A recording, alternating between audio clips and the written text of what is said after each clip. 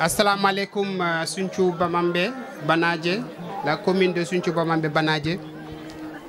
Ko adi fof min calmini on, min calmini le colonel Diallo, min calmini toute la délégation garɗo hande, en calmini également délégation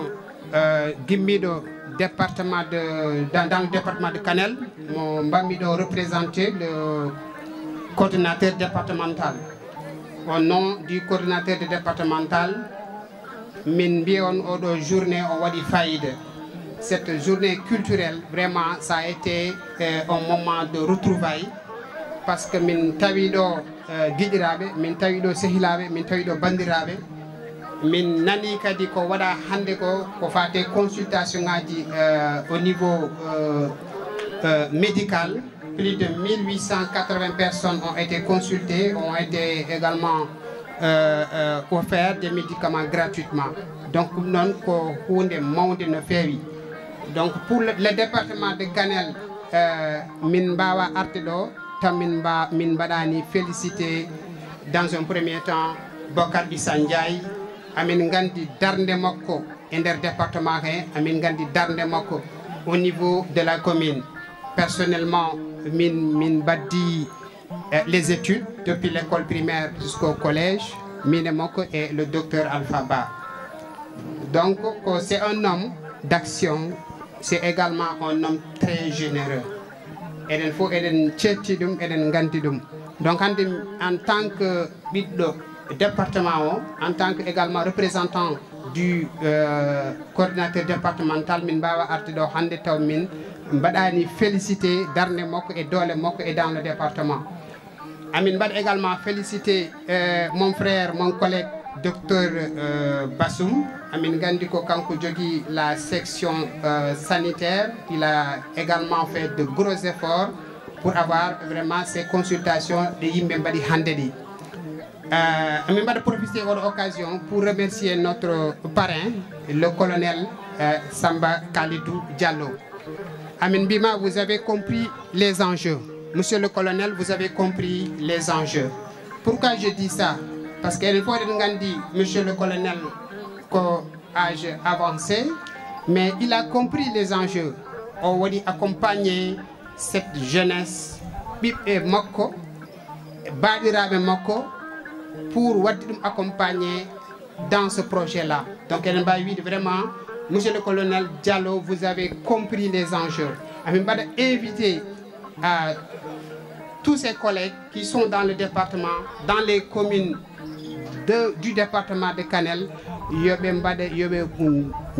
Tim Nord et colonel Diallo, ce qu'il est en train de faire. Parce que tout simplement, hors accompagnement, Amin Gandhi,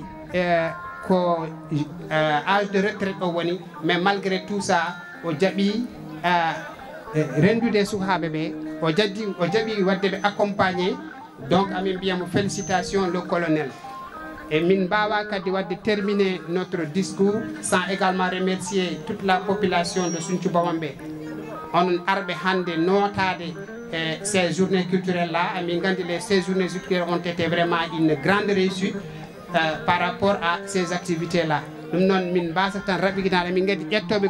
kongol be ni kewi min dam kidoran assalamu alaykum rahmatullahi taala wa barakatuh. Rewbe kedi vraiment calibe yaware. Bedo be jiron yeso do be wonbe ngarani hettibe nan to ngarani kono paame bedo damde ne be dari do ko damde worbe darrode o den darbe dari. Be ngari e ko mesure mo commune Sinthiou Bamambé Banadje gile Pastef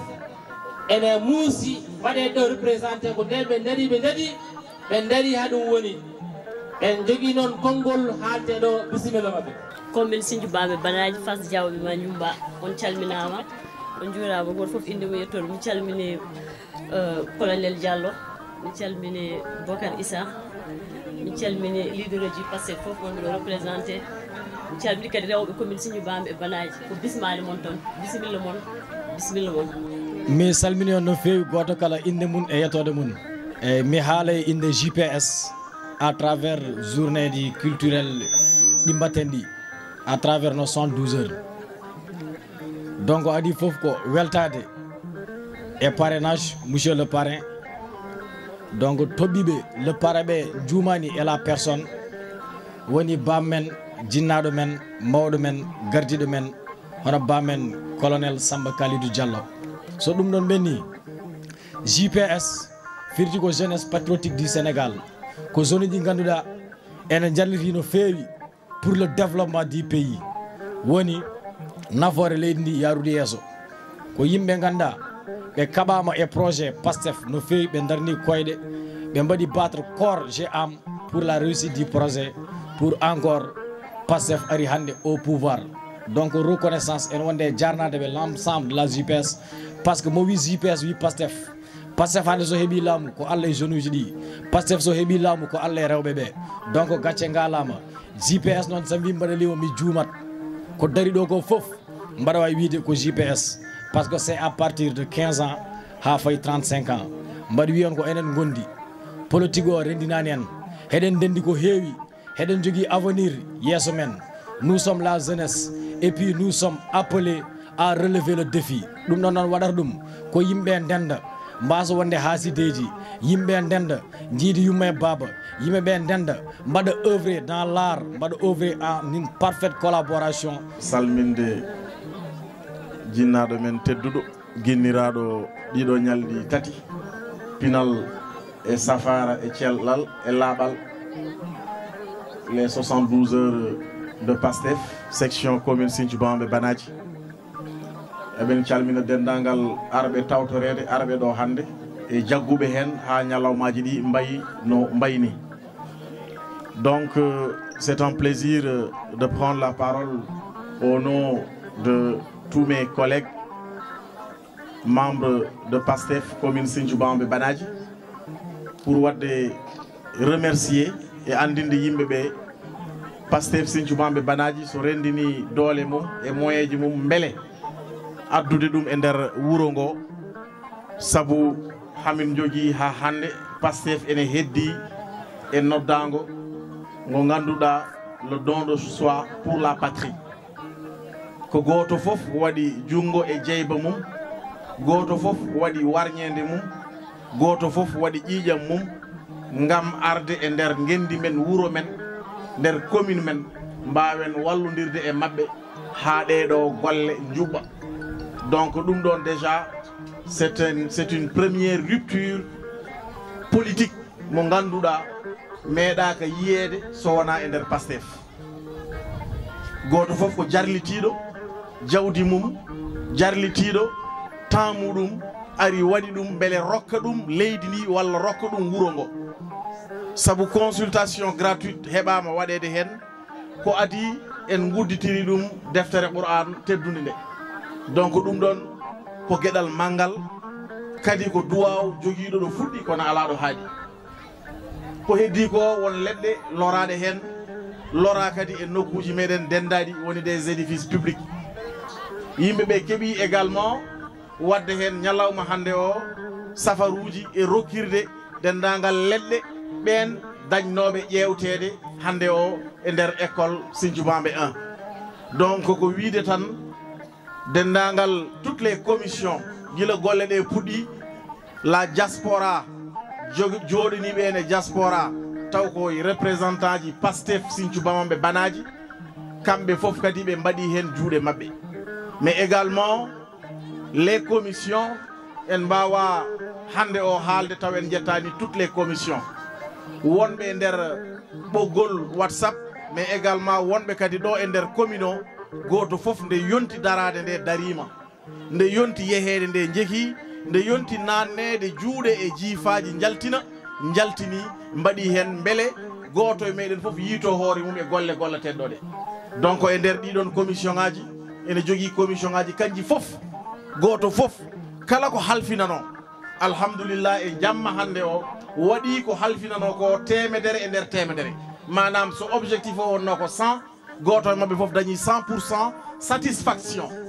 ko jortono ko walla ko yiɗano ko ene wayno goto fof diwti ɗon walla ni mbiyen waɗi ɗum cowande donc ɗum ɗon ko yettude Allah et wiide vraiment chapeau à tous les présidents et présidentes des commissions wonɓe ha ɗiɗo ñalɗi hande o jaari no jaari ni e dow fewde e dow moƴƴude e dow weltare. Donc c'est également lancé un appel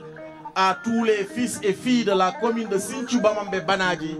de venir autour de l'essentiel. L'essentiel c'est quoi? C'est de s'unir pour le développement social, économique de notre commune. On ne peut pas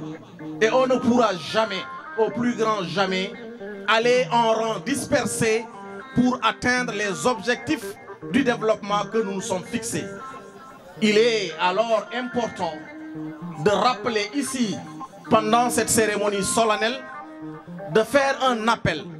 à tous les habitants, à toutes les bonnes volontés, à toutes les autorités de cette commune de venir rentrer dans ce train de l'espoir et de l'émergence. Et ce train-là, aujourd'hui, qui a à sa tête son Excellence, Monsieur le Président de la République, Bassirou Diomaye Diakhar Faye, qui aujourd'hui est en train de conduire ce bateau vers le succès. Donc, woto keden hen tiagal, sabu Sinthiou Bamambé Banadji meda hebde tiagal dans l'histoire. La preuve, elle est là aujourd'hui. Nous avons ici, sous cette tente, celui qui a été le meilleur directeur général des douanes du Sénégal de tous les temps. Et il a fait ses humanités ici. Donc il mérite l'exemple. Et c'est un exemple pour toutes les générations. Et c'est un exemple à vie. Merci mon colonel. Longue vie, plein succès. Pastef Yesso ha dow inchallah. Merci beaucoup. Assalamu alaikum wa rahmatullahi ta'ala wa barakatuhu. Bandiraɓe commune Sinthiou Bamambé Banadji Fass Diawɓe ma Njumba onon fof on calminama. Min gardini calminali ɗi parrain oɗo 72 heures mo ganduɗa ko Pastef commune Sinthiou Bamambé Banadji waɗi ɗum organisé. Parrain o ko bammen colonel Samba Kalidou Diallo o salminama o weltanama o weltini kadi sukaɓe Pastef o weltini min o softini min o wemnini min par ce que no min gari min mbi min mbaɗimo parrain amin jogui panel ko minen Pastef fof ngoni hen kala gonnoɗo e panel he wi kene yaadi ko colonel waɗa parrain ko ɗum kadi ko yettere Allah. Colonel so neɗɗo wina haalɗo haala mum ko ɗo walata. Min calmini leader men Bocar Issa Ndiaye o salminama kanko e délégation makko.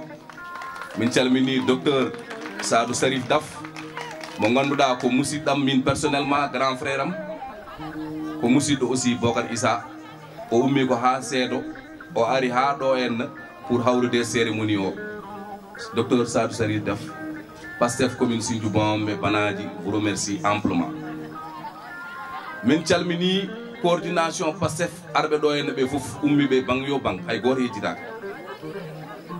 Bon, avant mboɗo aray bilan consultation baɗaɗo hande o mboɗo yinno wadde lancer un cri de cœur surtout ko faare Pastef. Pastef eɗen poti yettude Allah jetten Allah e nder commune Sinthiou Bamambé Banadji par ce que wonko Allah waɗani en.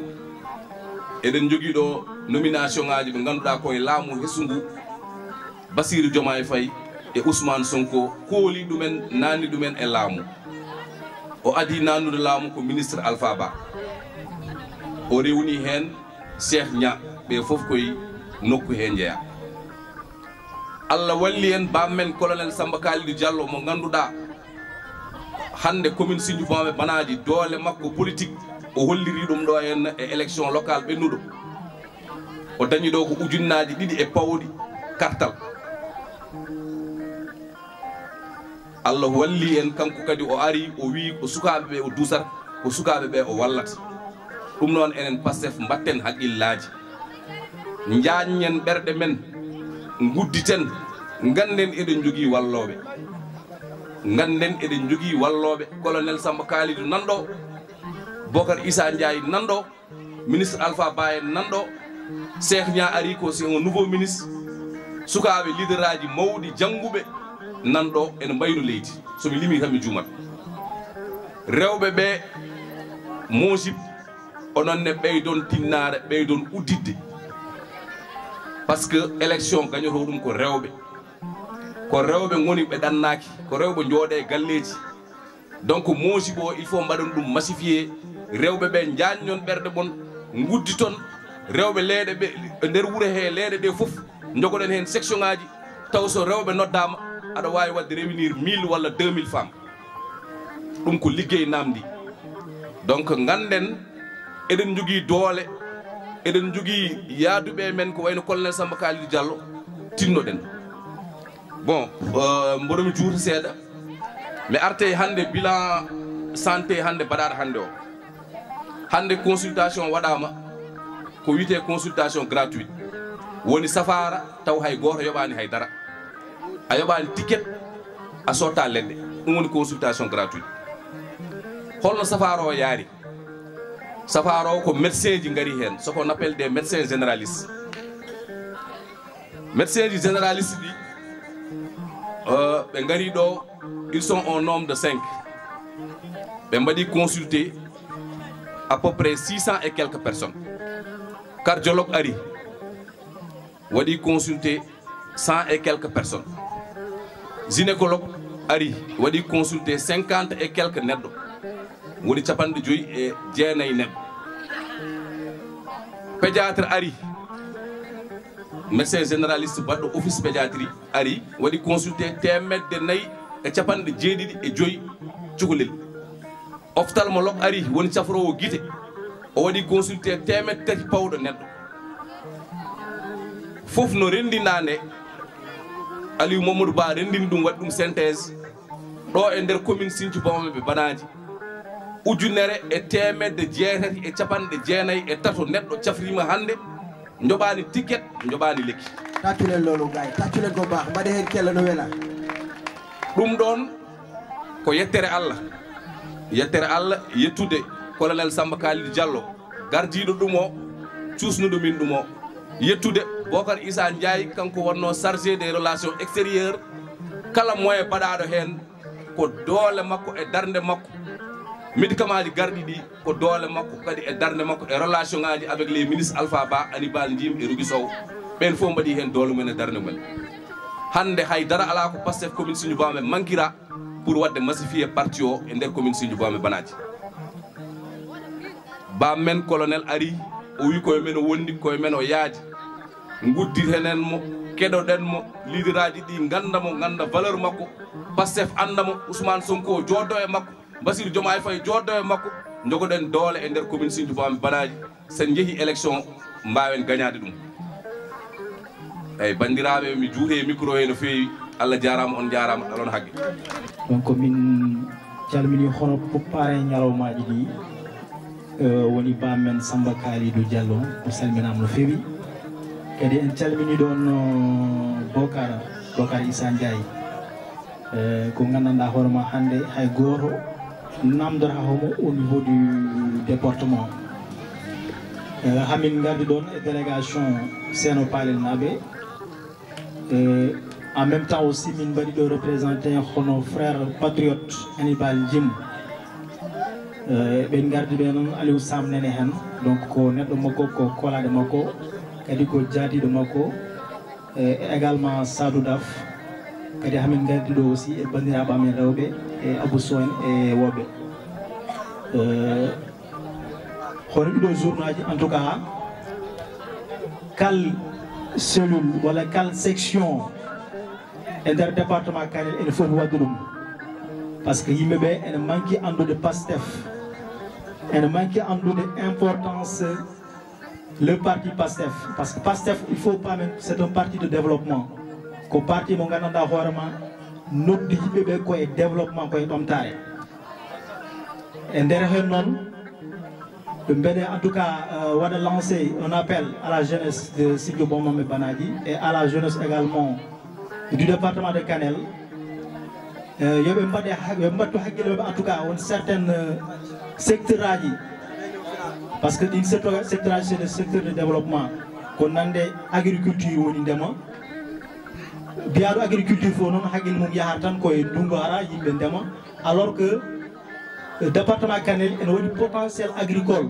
mo gandanɗa hoorema suuhaɓe poti wadde ɗum exploité kadi en dañi chance eɗen jogui au niveau du ministère de l'agriculture neɗɗo men un secrétaire d'état hande ene wawi no walliri Sénégal fof ni en particulier kadi ene wawi wallude en donc ɗo han so tawi en mbaɗi estimé wuro ngo ko waɗa consommé légume hay goto anda no foti donc pourquoi pas jeunesse o jaaha janggoya horticulture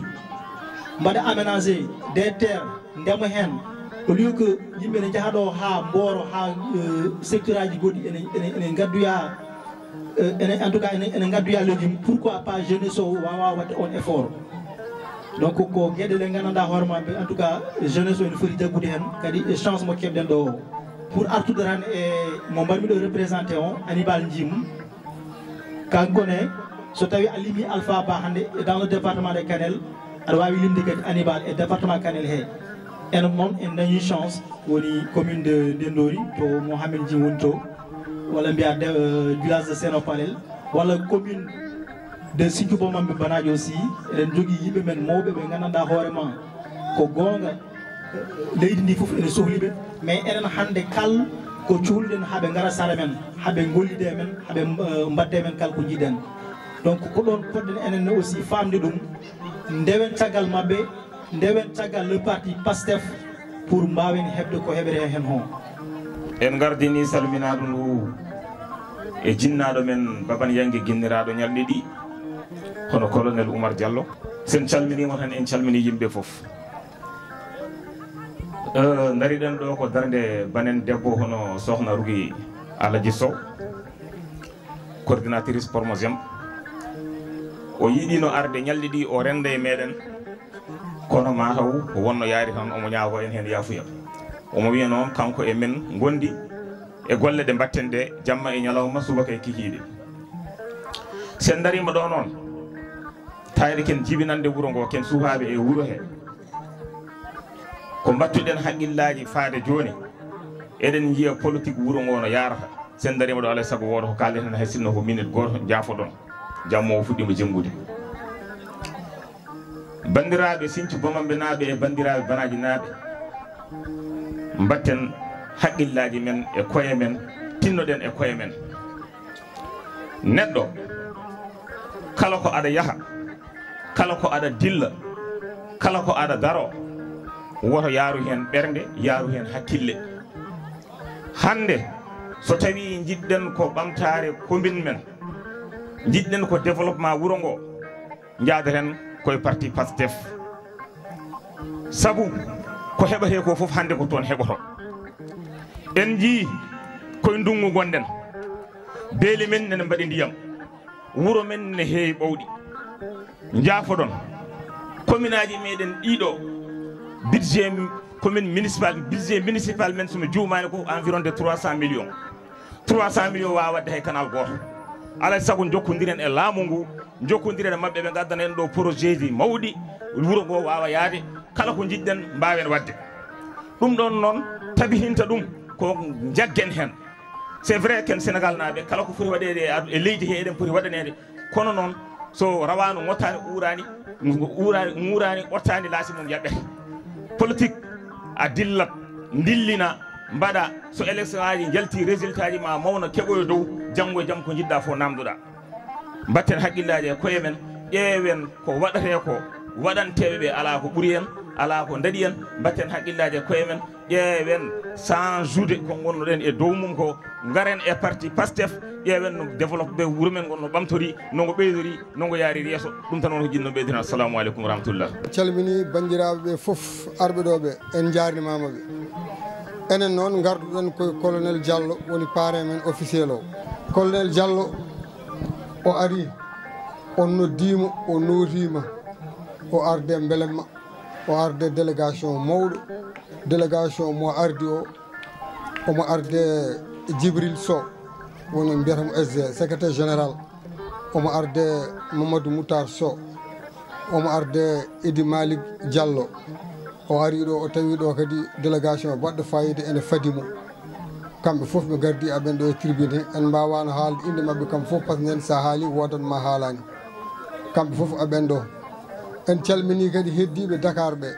woni fonnoɓe ardu kan moni fof ene fonno arde kono ko kamɓe cuɓi minen yomin gara belana ma wonde maslaha ko wayno Fatimata Sall ñiiwa omo salmina bandiraɓe ɓe fof kadi ko mbaɗɗon Samba ko omo welti hen no feewi omo wondi e mon nder e boowal kala ko immani ɗon omona dare mon omona darde e moɗon Amadou Sall nan toon Boubou Djim nana toon woɗɓe nan toon kamɓe fof aɓe daari aɓe pari aɓe belti kako mbaɗɗon colonel Oumar Diallo parrain officiel ko Oumar Diallo noon ko neɗɗo moƴƴottade ko Allah gila ne mbaɗɗon programme o innirɗon mo minen fof o noddi min o haalni min o teddiniri min moni fof yi hen hoore muɗum ɗum tagui nde o immi minen fof min gimmi kanko noon so innirama eɗen gandi ɗum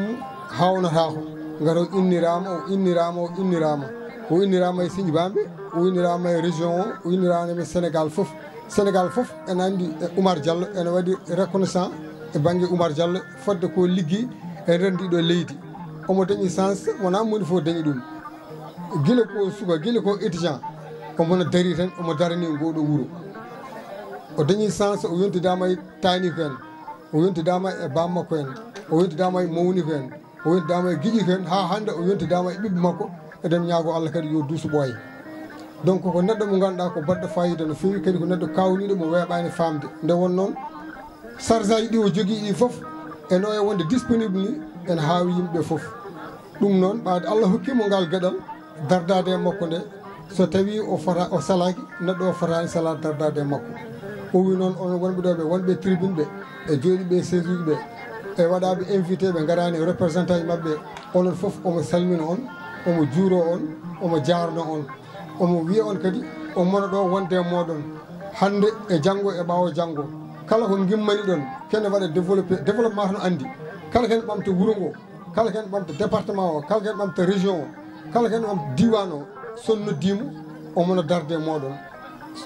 ñagotomi on tan ono waɗɓe organisé ɓe caggal jarnade on ko yon mbattu hakkille e makko no fewi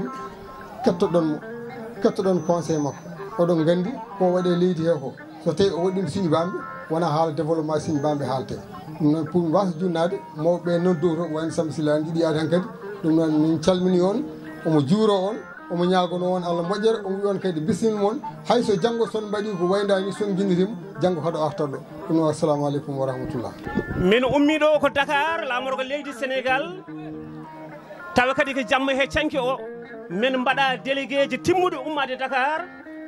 arde yaadude e Alhaji colonel Samba Kalidou Diallo woni sababu o ko jotodiral moƴƴal e kutodiral moƴƴal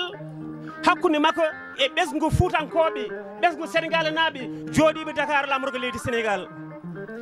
woni sababu o ko jotodiral makko e dental biyetegal IEDS e gardugol docteur Aliou Ba ƴetti konngol muɗumen pawe e am yomi yettin ɗum Sinthi Bambe naaɓe e banaji e yeeso konngol fedde witede 17 suudu baabo andani e nder aduna o pop ƴetti konngol muɗumen pawe e junggam yomi yettin Sinthi Bambe naaɓe e banaji saabu moƴƴere Samba Kalidou Diallo teddugal Samba Kalidou Diallo ɗum ɗo noon seeɗa tan min kalaten wonno micro ji ko cohlaɗi on jarama أعوذ بالله من الشيطان الرجيم بسم الله الرحمن الرحيم bandiraɓe komin mo Sinthi Bambe banaji Fass Diawɓe Manjumba Arsane Dara sewnde eko taari ɗum on calminama kadi on beltanama eɗen jitta calminali ɗi eɗen mbawa ɗum e jungo ceerno men ceerno hamme yettina dental ɓesgu woni en beelamma hande arde ɗo e oɗo jamma ngam wadde tawtorede ɗiɗo ñalɗi patam lami 72 heures mo section communal mo Sinthi Bambe banaji waɗi parrain doyen meɗen colonel Oumar Diallo mo ganduɗa ko neɗɗo dariɗo neɗɗo cuusɗo neɗɗo jiɗɗo potal kadi joom diine kadi jurum deero ɗum saabi nde waɗa parrain yimɓe fof kadi belti kadi nde ɗum waɗa ha paari min mbi ɗon yuɓɓi yooɗi kono kadi min ñanta ɗum saabi ɓe mbi Alpha Ba ko ɗo jibina ko ɗo jeeya kañum nene waɗe invité d'honneur ruki Allah so kañum yimum ko ɗo dawi ani baal jim kañum ne ko seeɗa kon yimum ko ɗo dawi alhamdulillah so tawi en ngari ɗo hannde eɗen jogii ko kalɗen ɗe jiiɓi kalduɗen nde wonno ko ɗo yimɓe jeeya ko ɗo yimɓe jibina kay ko ɗo yimɓe jiɗi ɗo yimɓe jiɗa kay ko ɗo yimɓe jiɗana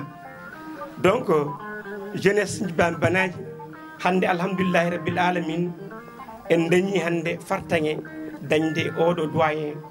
colonel Oumar Diallo ngam arde wallude suhaaɓe dusde suhaaɓe perjitire keewi laawol ngol metti muusi nde élection législative dari o yaltu Bara Diagallo wi kanko de alhamdulillah o dañi ko dañanno hayso danta ko hay goto wara du suhaaɓe makko ƴesgu makko ngam wallude ɗumen no dardi nde wonno joni ko laamu suhaaɓe ko laamu poral alhamdulillah hendu hesir wutti changement waɗi ɗum noon yimɓe ne gandi hannde jiɗɗo waylo waylo walla jiɗɗo ɓamtade ma gonda e laamu ɗum tagi mbaɗa erago andinde fuurankoɓe wiide en sen jiiɗi fewnude diwnuji meɗen ko ma yimɓe dado mballodira mbaɗa junngo e faandu kalda jewtida ngaaru laamu kañum hersata hulat ma noon ko e dow dental e dow doole ɗe noon ko dental addata ɗum hannde commune meɗen département meɗen yimɓe fof eɗen jii ene lohi par ce que son ƴeewi Pastef ala to gañaki e diwnuji kono noon ɗo to Fuuta ala ko heeɓa alhamdulillah noon ɗiɗo élection aji ɓennuɗi suhaaɓe darimi hen mawɓe darimi hen mbaɗi hen doole muɗum holto paaɗen eɗen paye kadi ganduɗa e sumbuji goɗɗi guila joni keblete yimɓe fof ene gandi hirande ñamete ko jamma kono fewjete ko kihiɗe walla mbiya nangue hoore sa yiiɗi donc enen suñu Bambi Banaji hande yimɓe enen jeeɓe en sabu hollum nde wonno kala ko gummanɗen ala heedi ala leñagal ala kadi ganduɗa ko kaari woni ɗo walla ko kaari ardi ɗum tagui eɗen ñaago département o eɗen ñaago toutes les 12 communes nde yimɓeɓe guddita ɓerɗe nodda mon fof nodda bandum keediɗo muɗum kala mo mbawɗa haaldude jorodiraɗo yimɓe jewrida ganden hande changement baɗɗo o il faut que Pastef yaaja e nder Fuuta laamu ngu yejjitani en haɓe mbiyanno Fuuta woppama Fuuta yejjitama son ƴeewi alhamdulillah en dañi dénomination ko sakkiri ko Cheikh Niang waɗani politique tene wiyata on nden ko Sonko yiɗa Fuutankoɓe tene ƴetta un poste stratégique ministére de souveraineté ganduɗa ko dongal teddugal ɓiɗɗo Sinthiou Bambi Banaji waɗe nommé ɗum e poƴƴitir ɗum Allah ɗum noon Sinthiou Bambi Banaji nagguel men funima eɗen poti wadde feere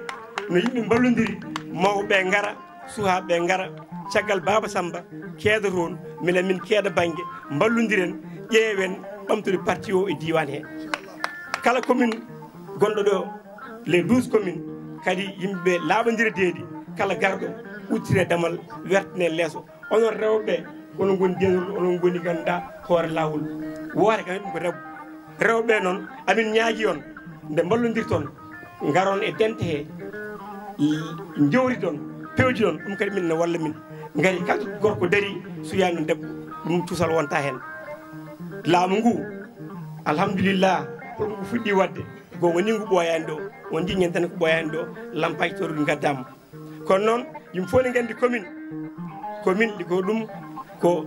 wonɓe commune mo liggoto ɗum kono fo e waade noon laamu no en duuɗi muɗum on jii inondation fuɗɗi marde pusam nenara kono laamu ari ko fuɗɗi wadde laamu wawa wadde foof ɗum saabi wiya les collectivités territoriales mono foof kala to heedi no heediri yo won ko waɗi ɗum ɗon enen wonɓe ɗo ɓe walla mi diwnuji ɗi mbaɗen junggo e faandu liggoɗen suhaaɓe kañumenne yo o gandu vraiment sport ne weeli ha maayi culture ne moƴƴi ha maayi par 72 heures wona fiide tan e jaleɗe ko fijama jalama ƴeewen gartam ɗam gonga ni consultation gati waɗama ɗum kadi ko jaɓɓal ko taɓal moƴƴal ngal yimɓe mbaɗi sen ƴeewi ɗum hewano waɗede sukaɓe wuur noon gaari ndendi mbaɗi junggo e faandu mbuɗam mbuɗuma rendinama alhamdulillah hande fartange dañama kadi en jettiri ɗum Allah eɗen ñaago kadi bandiraɓe yo ballodir yo jurmodir yo o kaldu Baba Samba min mbalima wonde ambassadeur ganduɗa Pastef ɗo mo département min jiiɗi ko sukaɓe mbattayma haqqille anda mbatta min haqqille kala to min jeehi min dardo e ma min jiima nde wonno ka gorko cuusɗo kadi cuusna min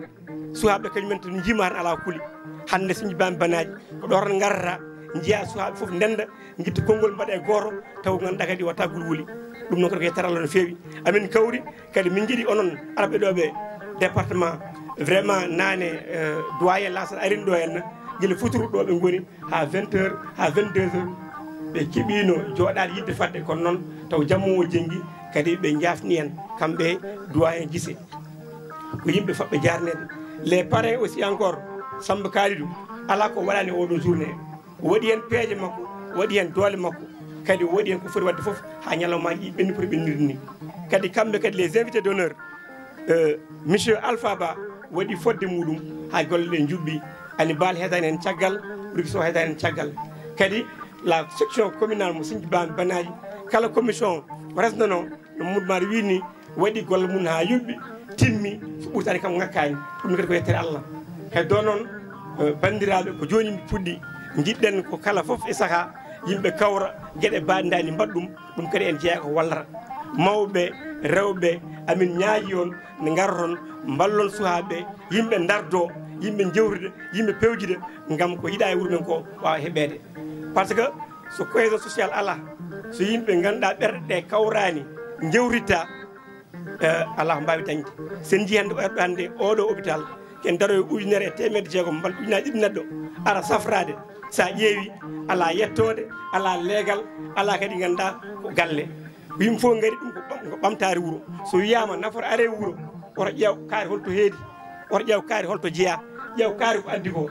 nafoore wuuro ɗum ɗon suwaɓe dari ɗo hande darini ɓamtare Sinthiou Banaji e Fass Diawɓe ma Jumba sino sago wonno haale ha janggo gari foti haala ko ne heewi Baba Samba Mar so waɗi kankone mawɗo ko o jokki kono paame bandiraɓe wonni en weltare kadi wonni en fartaŋe hande yimɓeɓe garɗo département Guiƴo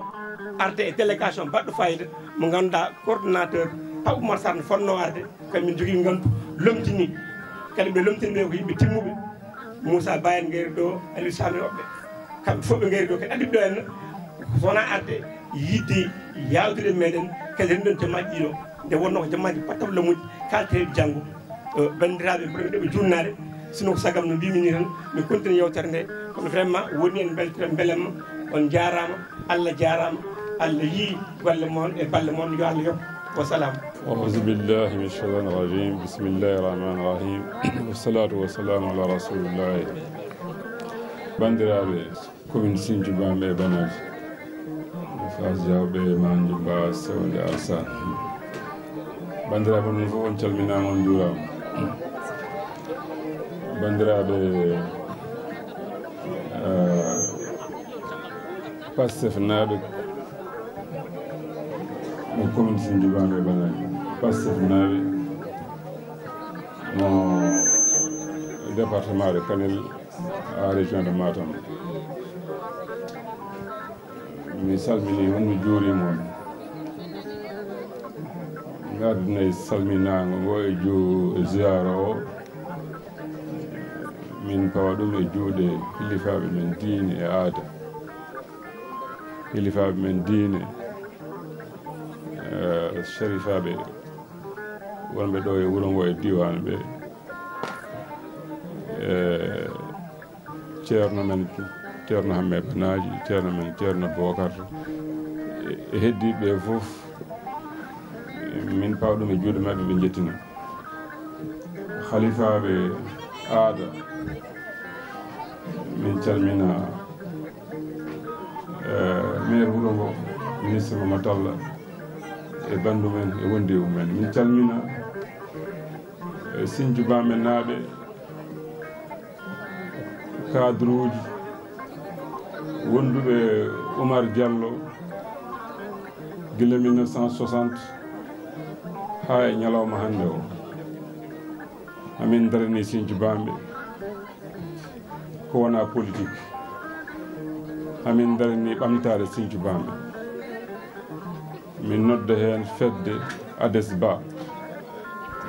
wona politique min daranima Sinthiou Banaji politique ala politique amen ko Sinthiou Banaji parti amen politique ko Sinthiou Banaji Ades Ba cadre uji ɗi fof ɓe gona cadre uji ko guila e babiraɓe on kalɗo ɗum ɗo joni alhamdulillah min jontidama e mumen min joddima mumen emin pewjani wuro ngo ko nafata wuro ngo guila e mawniraɓe ha e kawiraɓe ha e guiƴiraɓe ha ñalawma hande o ko ɓiɓɓe men baadiraɓe men e taniraɓe men amin darde e mumen amin pewjana Sinthiou Bamɓe e Banaji hamin pewdana Fuutankoɓe no ɓamtori ɗum noon Allah rokki en yontidede e ɓen foof Allah rokki hen gurdam e cellal en jontidama e ɓiɓɓe men walla yiƴiɓe ɓiɓɓe men Allah ne rokki ɗumen leydi ndi yo laamo leydi ndi komin mawɓe min jiiɗana ɓiɓɓe ɓe walla baadiraɓe ɓe ko Allah rokki min ko ɓe daña ko komin dañi ko ha ɓe daña ko ɓuuri komin dañi ko ɗum woni darde Oumar Diallo caggal ko limaɗo ko fof guila e garaduji ha e titre uji ɗum ɗon fof heeɓa koye gollal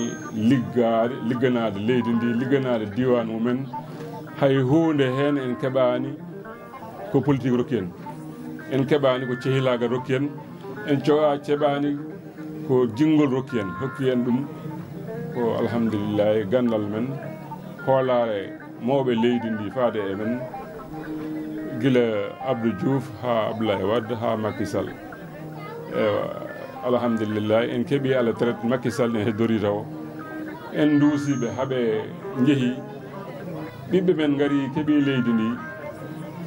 sago men ko jaggandeɓe min kolla on hamin mbawi jaggande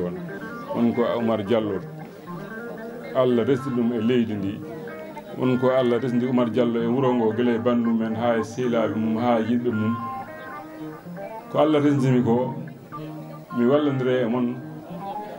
ha ɗum yetto on mi wona haaside mon mi jogorani haasidade hay goto mi haasidinaki meɗen haasidinade hay goto wona sukaɓam e ɓiɓɓam e baɗa men kasiden toon noon onon Pastef gandon won ko Allah rokki on ko bawɗo fof yo jaab mi wona gullowo hen leydi mi wona ƴattotoɗo mi wona jennowo mi meeɗani wadde ɗum mi waddata ɗum hay goto tinnoɗon e koye mon laaɓodiron deedi jokkodiron enɗam liggoɗon gardi noon potal gardi noon nunɗal gardi noon gandal ko darta toon ko jiilata ɗon ko Allah wonde e mon en tout cas mi ari on noddi kam ko teddungal famdirta kam wona hande ɓammi teddinede Sinthiou Bamɓe maɗum wel neɗɗo maɗum metti neɗɗo ala ko mbawmi hen kono teddungal ngal mi heeɓi ngal ɗo mi heeɓi ngal Dakar mi heeɓi ngal France mi heeɓi ngal sene wurane sellane kadi janggo ma goɗɗum ar so goɗɗo ne kadi noddi kam hay so wona Pastef ene teddinami nototo hay so wona Pastef so noddi kam ene teddinami ɗo e wuro ngo walla teddinami e Sénégal komi goto teddinede alhamdulillah rabbil alamin ɓoyitir ɗum Allah wona wasta mi nototo ostuma noon Pastef Sinthiou Bamɓe Banaji ko ɓiɓɓam ko sukaɓam ko miñamen ko baɗamen ko tanamen so noddi kam moƴƴere nde Allah rokki min nde mi ara mi renda e mon mi dusodira e mon ha ɗo Allah hani yo Allah joni hen tinno ɗon Pastef wiyoɓe koye mumen ko Pastef gadano adiɓe wonde e Pastef nannoɓe guila hecciyanki o ɓuurani duuɓi sappo Pastef ɓuurani duuɓi sappo Pastef tawi ko leydi ndi liggue ene ligga goto fof ne waɗi hen doole muɗum goto fof ne waɗi hen gandal muɗum goto fof ne waɗi hen himme muɗum Allah addi rokki on oɗon kontina jaaɓe kala bawɗo ɓeydan ɗon hunde gudditane ɗum baafal bertono ɗum leeso bertono ɗum jeese mon dokkon ɗum junggo liggoɗon ko nafata Fouta liggoɗon ko nafata gure men liggoɗon ko nafata leydi ndi ko ɗum min jiɗani on ko ɗum min jiɗani on ko ɗum min duwani on yo Allah waɗ ɗum ɓe kaali joni mboɗo ardi e délégation alhamdulillah ɓe gimmi ko Dakar ɓe gimmi ko wona Dakar ɓe ko namɓe tan e Samba Kalidou ne teddine Oumar Diallo ne teddine Sindioubaɓe gari janti hen jettir ɗum Allah min wona min noddide mi noddani onon noddimi gari min watade so Oumar Diallo noddino ma mon jiiɗo ko wona Fouta tan mon jiiɗo Sénégal foof eyyi ɗum noon mbaɗon feere hami nodda mbaɗon feere daroɗon tinnuɗon jiɗon koye mon mbaɗon ɗum mérité hami nodda mi noddana on ɗo e Sinthiou walla mi noddana on Dakar taw ko Samba Kalidou noddi e noddani Pastef e ha jettuɗen ɗon hami yiya ɗum e jeese mon walla hami yiya ɗum e darde mon walla hami yiya ɗum e darde hilifaɓe mon ko ɗum ɗon jareten allahumma salli ala seydina Mouhamadou sallim Allah jarama on jarama min jetti on min jarnima on teddi weeli wona min teddi ko onon teddi tedduɗo wawi teddinde so tawi neɗɗo teddinama wonmo welaka ɗum ko on manki tegdugal min ko dokkami ko teddugal ngal kamɓe fof mi ha fecce mabɓe ala momi noddani momi neldani message ɓuuri teddugal ngal ko teddugal muɗum so ari ɗo ko kañum teddina so arani ɗo min banmi ko kañum teddina par ce que Samba Kalidou teddina Samba Kalidou joguimi ko parti goto joguimi ko himme goto joguimi ko Sinthiou ɗum joguimi ko mbawnomi foof ko joguinomi foof ko gandunomi foof mbadde e moon mbadde e Sinthiou naɓe guila e babiraɓe ha e kawiraɓe ha e mamiraɓe ha e sukaɓe so Allah rokki gurdam kay ha janggo momin darde moon allahumma salli ala sayyidina sallim